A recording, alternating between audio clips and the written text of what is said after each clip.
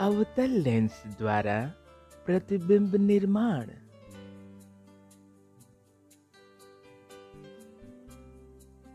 अवतल लेंस के मामले में वस्तु की स्थिति की केवल दो संभावनाएं होती हैं। पहला, वस्तु अनंत पर है। दूसरा, वस्तु प्रकाशिक केंद्र O तथा अनंत के बीच है। अनंत पर वस्तु एक अत्यधिक छोटा बिंदु के आकार का आभासी तथा सीधा प्रतिबिंब बनता है। जब वस्तु मुख्य फोकस F1 पर अवतल लेंस द्वारा अनंत पर होती है, प्रतिबिंब की स्थिति F1 पर प्रतिबिंब की प्रकृति आभासी तथा सीधा, प्रतिबिंब का आकार बिंदु के आकार का अत्यधिक छोटा, वस्तु प्रकाशिक केंद्र O तथा अनंत के बीच है। मुख्य फोकस F1 तथा प्रकाशिक केंद्र O के बीच एक छोटा आभासी तथा सीधा प्रतिबिंब बनता है।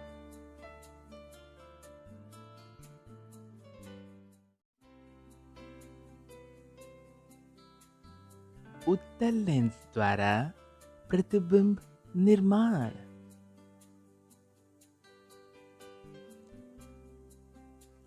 उत्तल लेंस के मामले में वस्तु की स्थिति की 6 संभावनाएं हैं। अनंत पर वस्तु, वक्रता केंद्र से परे वस्तु C, वक्रता केंद्र पर वस्तु C, वक्रता केंद्र के बीच वस्तु C और मुख्य फोकस F। वस्तु मुख्य फोकस F, वस्तु मुख्य फोकस F तथा प्रकाशिक केंद्र O के बीच।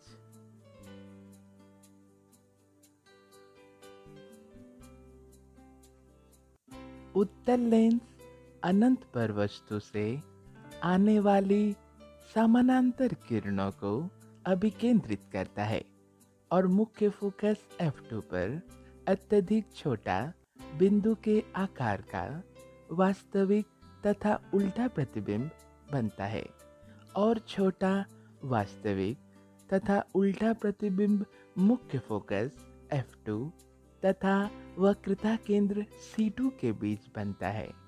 विपरीत दिशा में जब कोई वस्तु उत्तल लेंस के C1 से परे रखी जाती है, वक्रता केंद्र C2 पर एक समान आकार का वास्तविक तथा उल्टा प्रतिबिंब बनता है।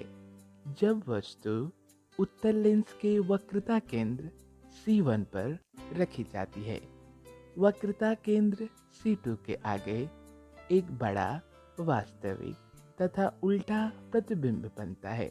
जब एक वस्तु उत्तल लेंस के वक्रता केंद्र C1 और मुख्य फोकस F1 के बीच रखी जाती है, अनंत पर एक असीम रूप से बड़ी वास्तविक तथा उल्टी छवि बनती है। जब कोई वस्तु उत्तल लेंस के मुख्य फोकस F1 पर रखी जाती है, लेंस के एक ही तरफ एक आभासी, सीधी तथा बढ़ी हुई छवि बनती है। जब एक वस्तु उत्तल लेंस के मुख्य फोकस F1 तथा प्रकाशिक केंद्र O पर रखी जाती है,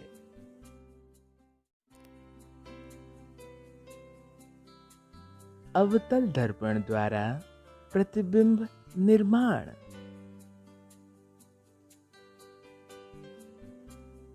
अवतल दर्पण द्वारा निर्मित प्रतिबिंब का पता लगाने की विधि में वस्तु पर प्रमुख बिंदुओं से निकलने वाली प्रकाश किरणों का आरेख खींचना और यह पता लगाना कि दर्पण द्वारा इन किरणों को कहाँ फोकस किया जाता है।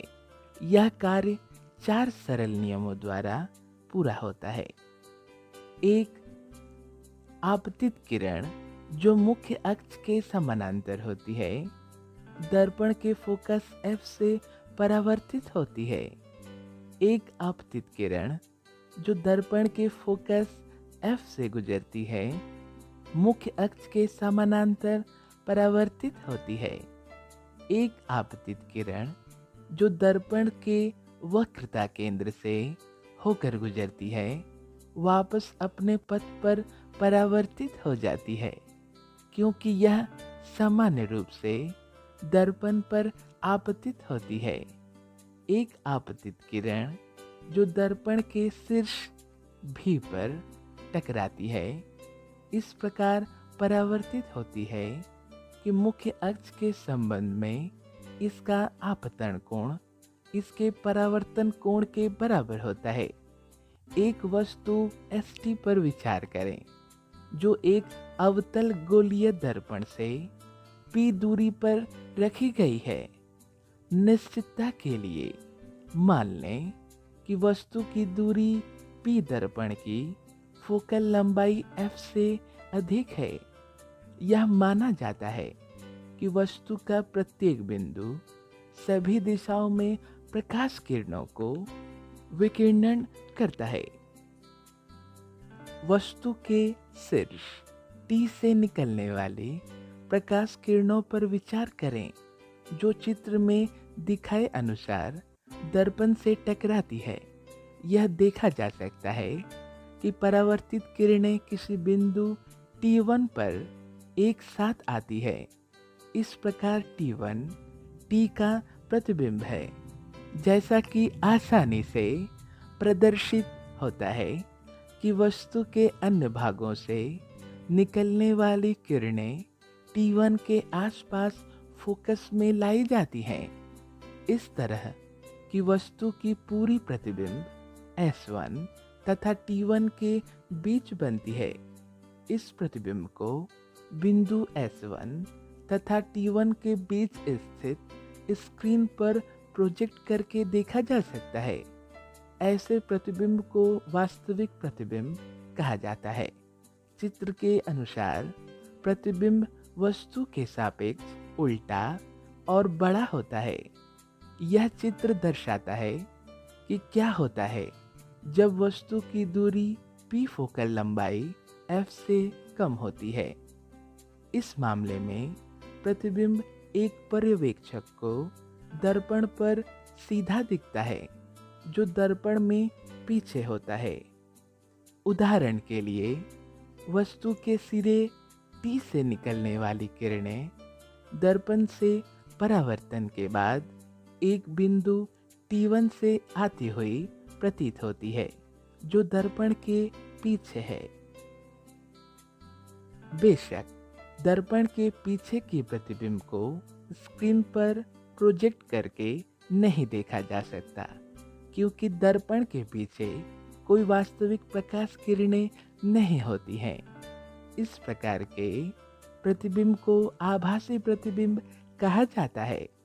एक वास्तविक प्रतिबिंब तथा आभासी प्रतिबिंब के बीच अंतर है दर्पण से परावर्तन के तुरंत बाद वस्तु द्वारा उत्सर्जित प्रकाश किरणें एक वास्तविक बिंब पर अभिकेंद्रित होती है, लेकिन एक आभासी प्रतिबिंब से यह अपसारित होती है। चित्र के अनुसार प्रतिबिंब वस्तु के सापेक्ष सीधा होता है और आवर्धित होता है।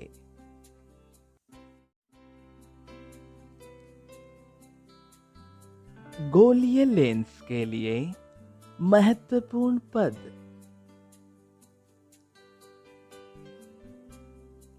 वक्रता केंद्र जिस भाग से लेंस बनता है, उसके गोले के केंद्र को लेंस का वक्रता केंद्र कहते हैं। चूंकि अवतल तथा उत्तल लेंस गोलों के दो भागों के मेल से बनते हैं, इसलिए उनके दो वक्रता केंद्र हैं।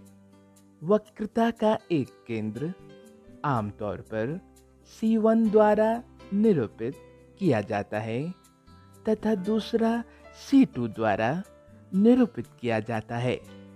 फोकस वह बिंदु जिस पर प्रकाश की समानांतर किरणें एक अवतल लेंस में अभिकेंद्रित होती हैं तथा प्रकाश की समानांतर किरणें उस बिंदु से अपसरित होती हैं जिसे लेंस का फोकस या मुख्य फोकस कहा जाता है।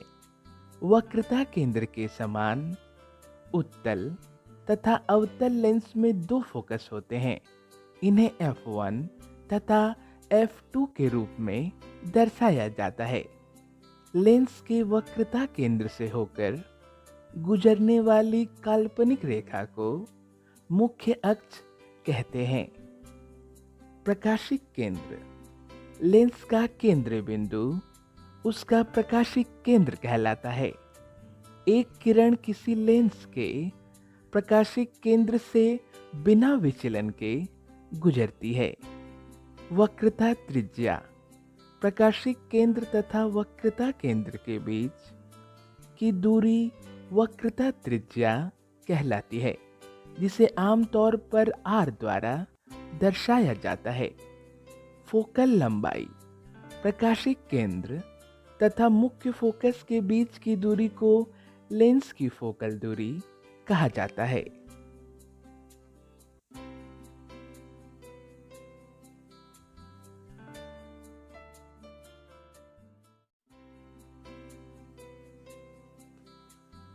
उत्तल दर्पण द्वारा प्रतिबिंब निर्माण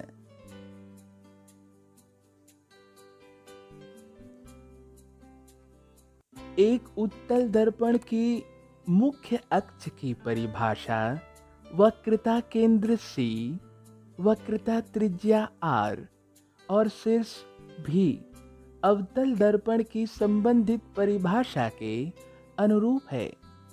जब समानांतर प्रकाश किरणें एक उत्तल दर्पण से टकराती है तो वे इस तरह परावर्तित होती हैं कि दर्पण के पीछे स्थित एक बिंदु F से निकलती हुई दिखाई देती है। इस बिंदु को दर्पण का आभासी फोकस कहा जाता है। दर्पण की फोकल दूरी F केवल V तथा F के बीच की दूरी है, जैसा कि पैरेक्सियल सन्निकटन में आसानी से प्रदर्शित होता है। उत्तल दर्पण की फोकस दूरी उसकी वक्रता त्रिज्या की आधी होती है। एक उत्तल दर्पण द्वारा निर्मित प्रतिबिंब को हमेशा 4 सरल नियमों के अनुसार एक किरण आरेख खींचकर स्थित किया जा सकता है। एक आपतित किरण जो मुख्य अक्ष के समानांतर होती है इस प्रकार परावर्तित होती है मानो वह दर्पण के आभासी फोकस F से आई हो। एक आपतित किरण जो दर्पण के आभासी फोकस F की ओर निर्देशित होती है मुख्य अक्ष के समानांतर परावर्तित होती है। एक आपतित किरण जो दर्पण के वक्रता केंद्र C की ओर निर्देशित होती है तथा अपने पथ के साथ वापस परावर्तित होती है। एक आपतित किरण जो दर्पण से उसके शीर्ष भी पर टकराती है इस प्रकार परावर्तित होती है कि मुख्य अक्ष के संबंध में इसका आपतन कोण इसके परावर्तन कोण के बराबर होता है। दर्पण के सामने रखी हुई वस्तु ST का प्रतिबिंब S1 T1 का पता लगाने के लिए 2 किरणों का उपयोग किया जाता है। यह देखा जा सकता है कि प्रतिबिंब आभासी, सीधा और छोटा है।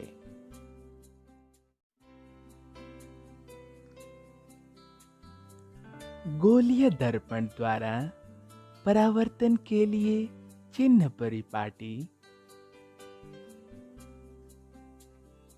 गोलीय दर्पणों द्वारा प्रकाश के परावर्तन पर विचार करते समय हम एक निश्चित चिन्ह परिपाटी का पालन करेंगे, जिसे नई कार्तीय चिन्ह परिपाटी कहते हैं। इस परिपाटी में दर्पण के ध्रुव P को मूल बिंदु मानते हैं। दर्पण के मुख्य अक्ष को निर्देशांक पद्धति का x अक्ष लिया जाता है। वस्तु हमेशा दर्पण के बाईं ओर रखी जाती है। मुख्य अक्ष के समानांतर सभी दूरियां दर्पण के ध्रुव से मापी जाती हैं। मूल बिंदु के दाईं ओर मापी गई सभी दूरियों को धनात्मक रूप में लिया जाता है, जबकि मूल बिंदु के बाईं ओर मापी गई दूरी ऋणात्मक रूप में ली जाती है। मुख्य अक्ष के लंबवत और ऊपर मापी गई दूरियों को धनात्मक रूप में लिया जाता है। मुख्य अक्ष के लंबवत तथा नीचे मापी गई दूरियों को ऋणात्मक रूप में लिया जाता है।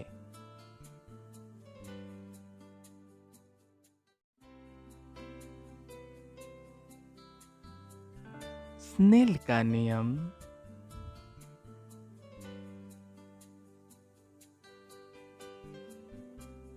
प्रकाश विरल माध्यम में तीव्रतम गति से तथा सघन माध्यम में धीमी गति से गमन करता है।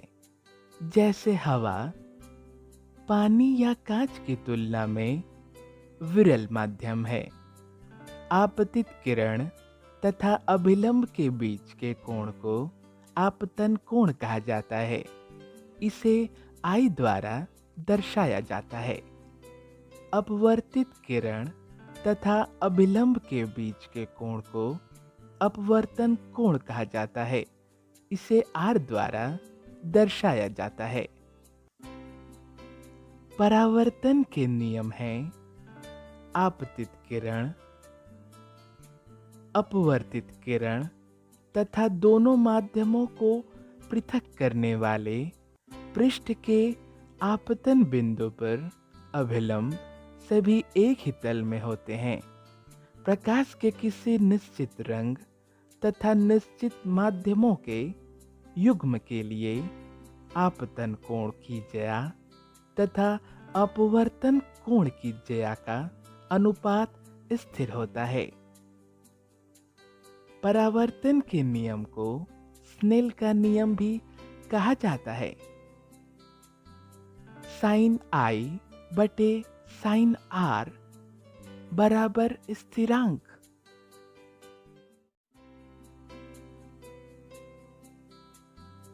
लेंस।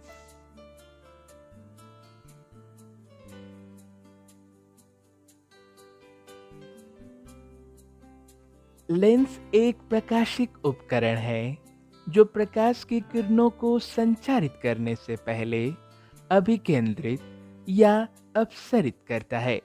एक लेंस का आकार मसूर दाल के समान होता है और दाल की श्रेणी को लेंस कहा जाता है। इस प्रकार एक लेंस का नाम दाल के समूह के आकार और नाम के आधार पर मिलता है। एक लेंस पारदर्शी वस्तु आमतौर पर कांच से बने गोलक के कम से कम एक हिस्से को मिलाकर बनाया जाता है। ज्यादातर लेंस पारदर्शी गोलक के कुछ हिस्सों को मिलाकर बनाए जाते हैं। अवतल तथा उत्तल लेंस सबसे अधिक उपयोग किया जाने वाला गोलाकार लेंस है। जिस लेंस की दो गोलाकार सतह बाहर की ओर उभरी हुई होती है उसे उत्तल लेंस कहते हैं। दो गोलाकार सतह बाहर की ओर उभरे होने के कारण इसे द्विउत्तल लेंस भी कहा जाता है। वह लेंस जिसकी दो गोलाकार सतह अंदर की ओर वक्रित होती है अवतल लेंस कहलाती है। दो गोलाकार सतह अंदर की ओर उभरे होने के कारण इसे द्विअवतल लेंस कहा जाता है।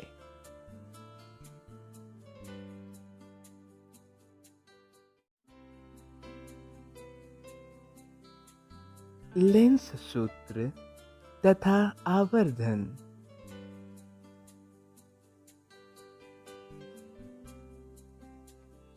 लेंस सूत्र लेंस की फोकल दूरी तथा वस्तु और उससे प्रतिबिंब की दूरी के बीच का संबंध है। यह संबंध अवतल तथा उत्तल लेंस दोनों के लिए है। 1/v minus 1/u is equal to 1/f, जहाँ v प्रतिबिंब की दूरी है, u वस्तु की दूरी है तथा f लेंस की फोकल दूरी है। वस्तु तथा प्रतिबिंब की दूरी लेंस के प्रकाशिक केंद्र से मापी जाती है। प्रतिबिंब की ऊंचाई और वस्तु का अनुपात या प्रतिबिंब की दूरी और वस्तु की दूरी का अनुपात आवर्धन देता है। इसे आमतौर पर m द्वारा दर्शाया जाता है। आवर्धन का धनात्मक चिन्ह दर्शाता है कि प्रतिबिंब सीधा और आभासी है। आवर्धन का ऋणात्मक चिन्ह दर्शाता है कि प्रतिबिंब वास्तविक तथा उल्टा है।